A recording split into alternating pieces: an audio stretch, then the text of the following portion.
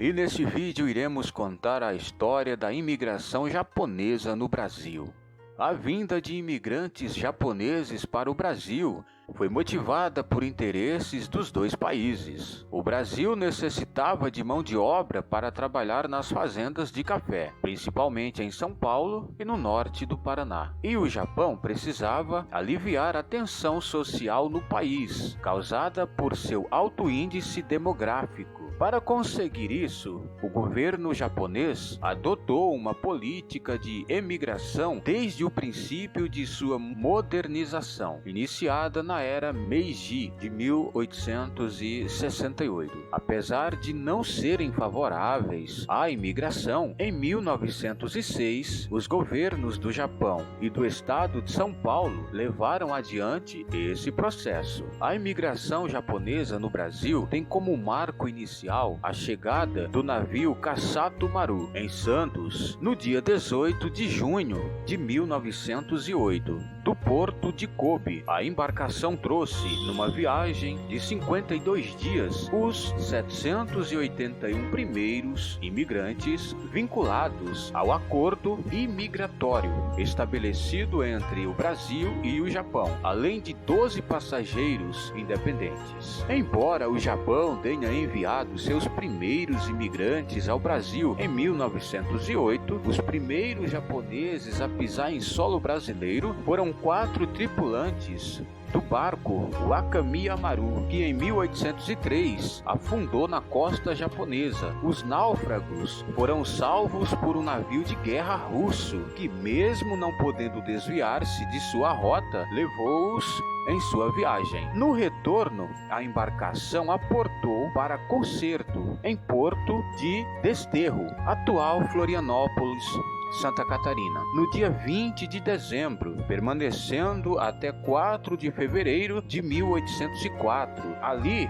os 4 japoneses fizeram registros importantes da vida da população local e da produção agrícola da época. Incidentalmente, outros japoneses estiveram de passagem pelo país, mas a primeira visita oficial para buscar um acordo diplomático e comercial ocorreu em 1880, no dia 16 de novembro daquele mesmo ano. O vice-almirante Arthur Silveira da Mota, mais tarde barão de Jaceguai, iniciou em Tóquio as conversações para o estabelecimento de um tratado de amizade, comércio e navegação entre os dois países. O esforço, nesse sentido, prosseguiu em 1882 com o ministro plenipotenciário Eduardo Calado, mas o acordo só seria concretizado 13 anos mais tarde,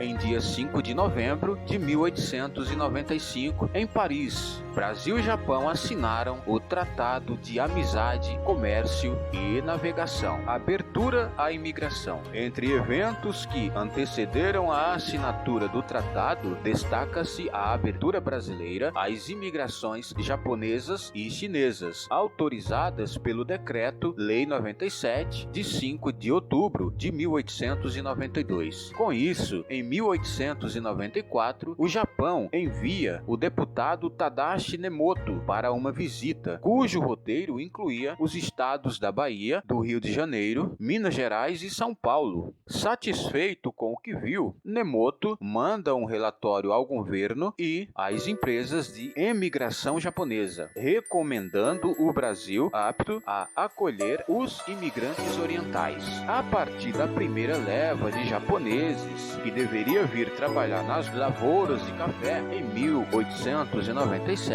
teve de ser cancelada justamente na véspera do embarque. O motivo foi a crise que o preço do produto sofreu em todo o mundo e que iria perdurar até 1906. Em 1907, o governo brasileiro publica a Lei da Imigração e Colonização, permitindo que cada estado definisse a forma mais conveniente de receber receber e instalar os imigrantes. Em novembro daquele mesmo ano, Ryu Mizuno fecha acordo com o secretário da Agricultura de São Paulo, Carlos Arruda Botelho, para a introdução de 3.000 imigrantes japoneses, num período de 3 anos. Nessa época, o governador era Jorge de Ibiriçá. Assim, no dia 28 de abril de 1908, o navio Kasato Maru deixa o Japão com os primeiros imigrantes rumo ao Brasil.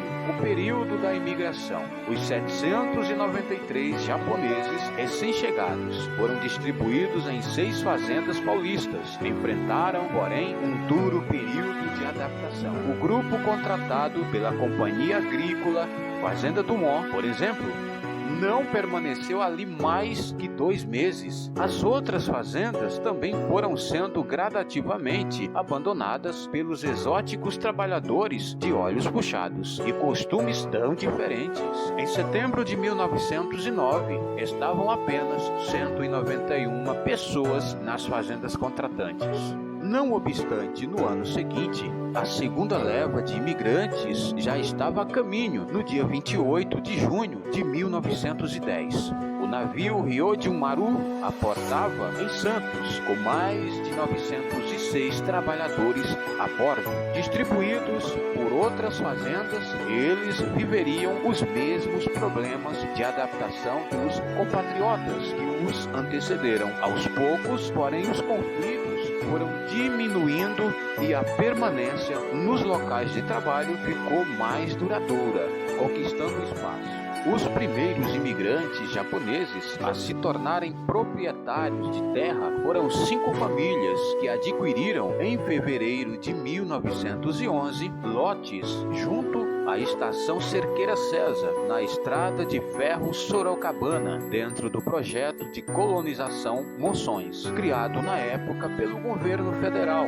Essas famílias foram também as primeiras a cultivar o algodão. Em março de 1912, novas famílias são assentadas em terras doadas pelo governo paulista, na região de Iguape, graças ao contrato de colonização firmado entre a empresa japonesa e aquele poder público, iniciado com cerca de 30 famílias, a maioria proveniente de outras fazendas, onde os contratos já haviam sido cumpridos. Esse foi um dos mais bem-sucedidos projetos de colonização dessa fase pioneira. Nesse mesmo ano, os imigrantes atingiram o Paraná, tendo como precursora uma família procedente da província de Fukushima e que se estabelece na fazenda Monte Claro, em Ribeirão Claro, cidade situada no norte do estado. Em agosto de 1913, um grupo de 107 imigrantes chegam ao Brasil para trabalhar em uma mina de ouro em Minas Gerais.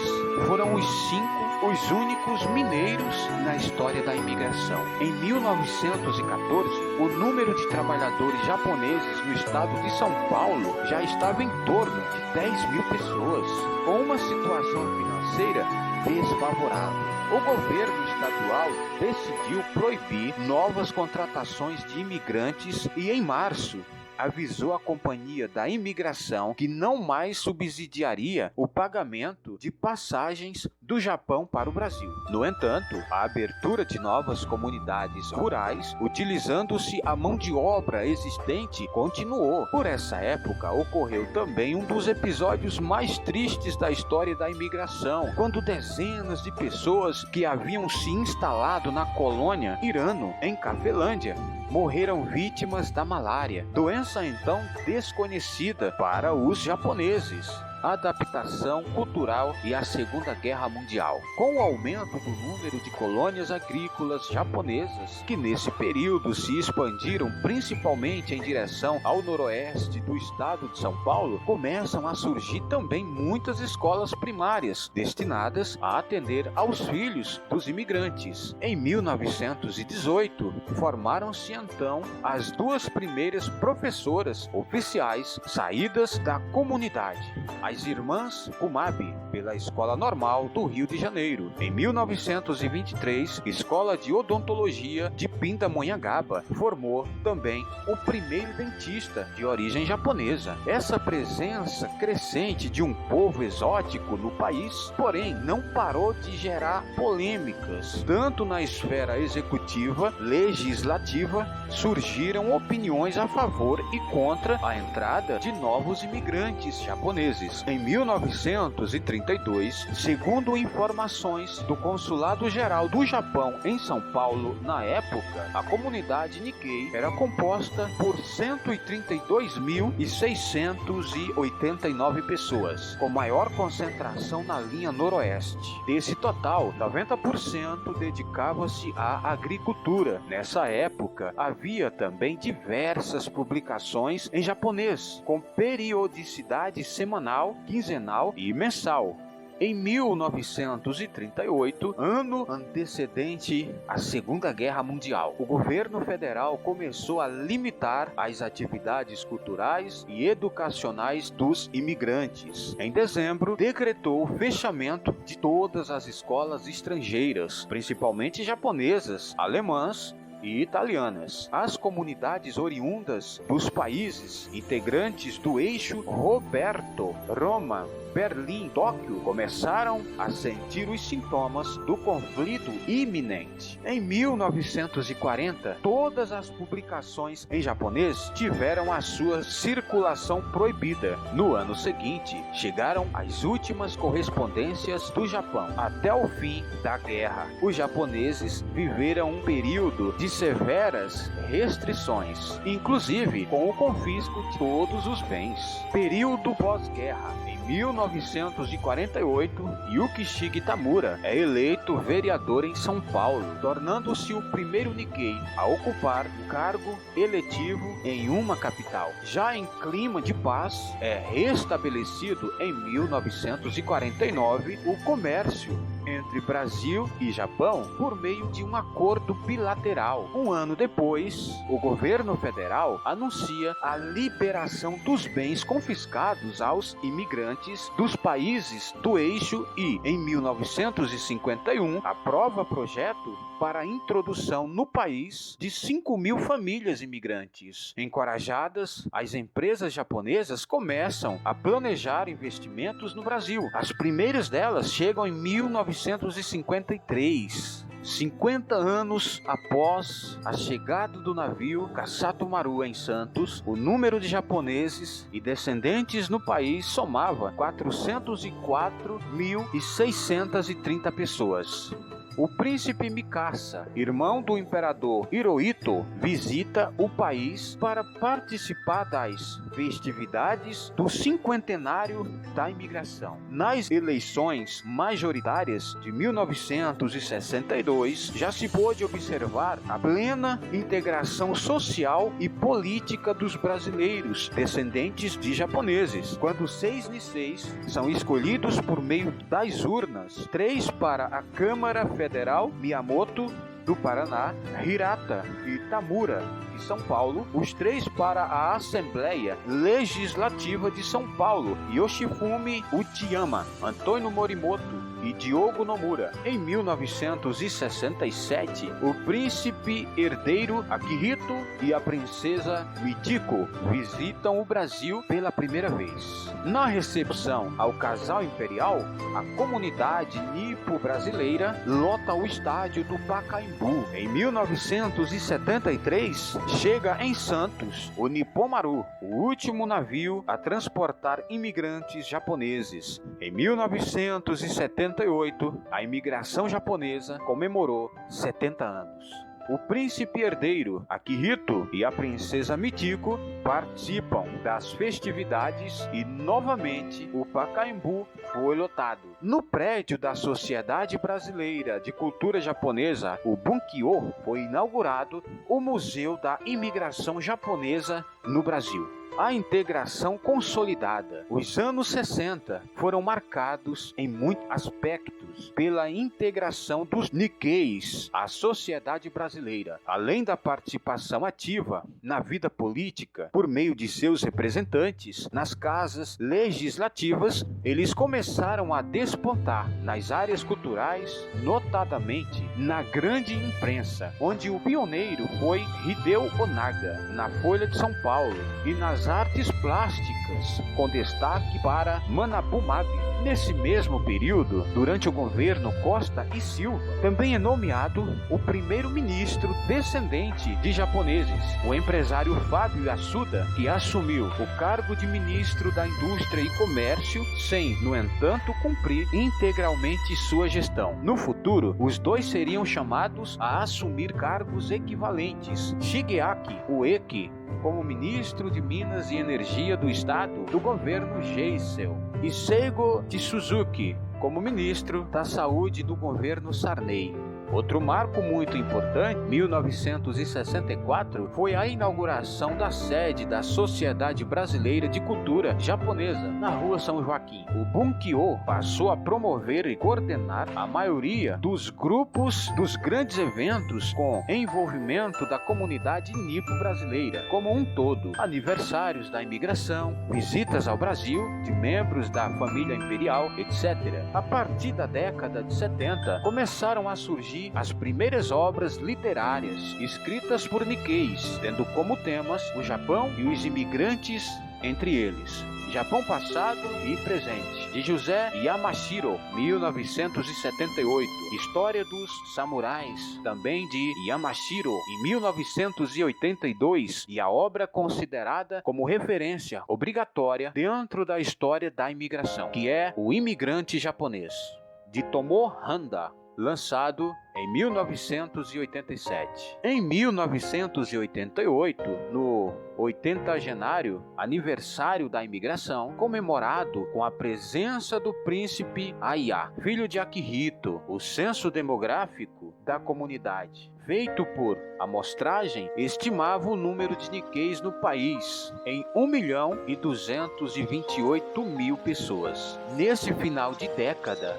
a comunidade nipo brasileira e o próprio país já começaram a sentir os efeitos de um novo e curioso fenômeno que se alastrava rapidamente entre as famílias Nikkeis, os Dekasegis. A ida de milhares de japoneses e descendentes do Brasil para o Japão começou em 1988, seguindo o caminho inverso dos imigrantes do Kassato Maru, mas com objetivos semelhantes. Os Dekasegis marcaram esse período como um dos mais importantes da história da imigração japonesa. Em 1991, a Sociedade Brasileira de Cultura Japonesa realizou o simpósio sobre o fenômeno Dekasegi. No ano seguinte foi criado o Centro de Informação e Assistência aos Trabalhadores do Estrangeiro, CIAT, com a colaboração do Ministério do Trabalho do Japão, com atendimento até hoje. Este serviço tem sua sede no prédio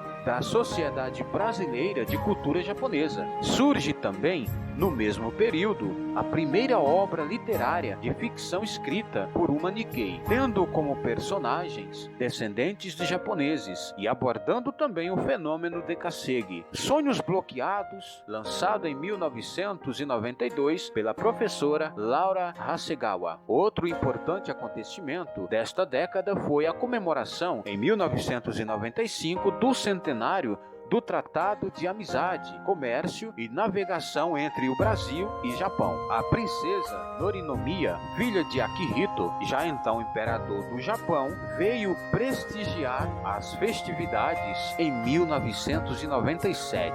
O próprio casal imperial fez uma visita de 10 dias ao Brasil. Em 1998, a comunidade Nikkei de todo o país comemorou com festa os 90 anos da imigração. Nessa festa, a última sobrevivente da primeira leva de imigrantes, Tomi Nakagawa, estava presente. Decorrido todo este tempo, desde sua chegada ao Brasil, o Kassato Maru permanece como marco da imigração japonesa no Brasil.